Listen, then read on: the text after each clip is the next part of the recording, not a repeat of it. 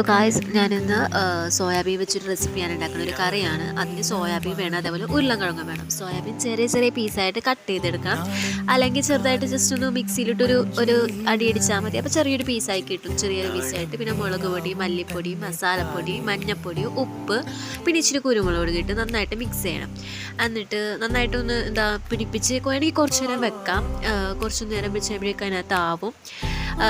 അത് കഴിഞ്ഞിട്ട് നമുക്ക് പിന്നെ സോയാബീൻ ജസ്റ്റ് ഒന്ന് വറുത്തെടുക്കണം. അതിന് വേണ്ടി നമുക്ക് കുറച്ച് ഇത്തിരി എണ്ണ ഒഴിച്ചിട്ട് നമുക്ക് ജസ്റ്റ് ഒന്ന് വറുക്കാൻ വേണ്ടി തിളച്ച് വരുമ്പോഴേക്കും അതിനകത്തേക്ക് ഈ സോയാബീൻ ഇട്ട് നമുക്ക് നന്നായിട്ടൊന്ന് വറുത്തെടുക്കാം. അങ്ങനെ വറുത്ത് കോരി കഴിഞ്ഞിട്ട്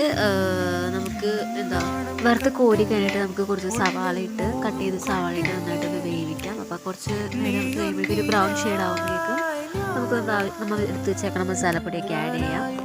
ഞാനിവിടെ മുളക് പൊടി, മല്ലിപ്പൊടി, മസാലപ്പൊടി, ഉപ്പ്, കുരുമുളക് പൊടി, മഞ്ഞൾപ്പൊടി എടുത്തേക്കണത്. അത് നമ്മുടെ ആവശ്യത്തിന് എന്തോരം വേണമെന്ന് വെച്ചിട്ടുണ്ടെങ്കിൽ ആ ഒരു ടൈപ്പ് നോക്കി എടുത്താൽ മതി.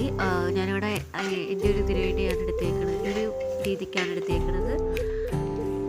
ഈ സവാളയിൽ ഈ മസാലയൊക്കെ പിടിച്ച് കഴിയുമ്പോഴേക്കും നമുക്ക് ഓൾറെഡി എടുത്ത് വെച്ചേക്കുന്ന ഈ വറുത്ത സോയാബീനകത്തേക്ക് ആഡ് ചെയ്തിട്ട് കുറച്ച് നേരം ഒന്ന് ചൂട് കയറണവരൊന്ന് ജസ്റ്റ് ഒന്ന് ഇളക്കിക്കൊണ്ടിരിക്കുക. പതിയെ ഇതാക്കി മൂടി വെച്ചിട്ട് അതായി കഴിയുമ്പോഴേക്കും നമുക്ക് കുറച്ച് നമ്മൾ ഓൾറെഡി വേവിച്ച് വെച്ചിട്ടുണ്ടായിരുന്ന ഉരുളക്കിഴങ്ങ് എടുത്ത് വെക്കാം. നമ്മൾ ഉരുളക്കിഴങ്ങ് സെപ്പറേറ്റ് വേണം വേവിക്കുമ്പോഴേക്കും. ഇതിൻ്റെ കൂടിയിട്ട് വേവിച്ചിട്ടുണ്ടെങ്കിൽ ചിലപ്പോൾ ഉടഞ്ഞു പോകാൻ ചാൻസ് ഉണ്ട്. അപ്പോൾ സെപ്പറേറ്റ് വേവിച്ചിട്ട് നമുക്ക് ഇതിനോട്ട് ആഡ് ചെയ്യുന്നതായിരിക്കും കൂടുതൽ ബെറ്റർ എന്ന് എനിക്ക് തോന്നുന്നു. സോ അത് കഴിഞ്ഞിട്ട് ഇതായി കഴിയുമ്പോഴേക്കും ഇതിനകത്തേക്ക് ഉരുളക്കിഴങ്ങ് ആഡ് ചെയ്തിട്ട് ജസ്റ്റ് ഒന്ന് ഇളക്കി നന്നായിട്ടൊന്ന് ആക്കി കഴിഞ്ഞിട്ട് കുറച്ച് നേരം മൂടി വെച്ച് കഴിയുമ്പോഴേക്കും ജസ്റ്റ് ആയി കഴിയുമ്പോഴേക്കും നല്ല സ്മെല്ല് വരും. ഇത്തിരി മേളിൽ തണിച്ചു കൊടുക്കുക. അതേപോലെ തന്നെ ജസ്റ്റ് കൊടുത്തുള്ളൂ.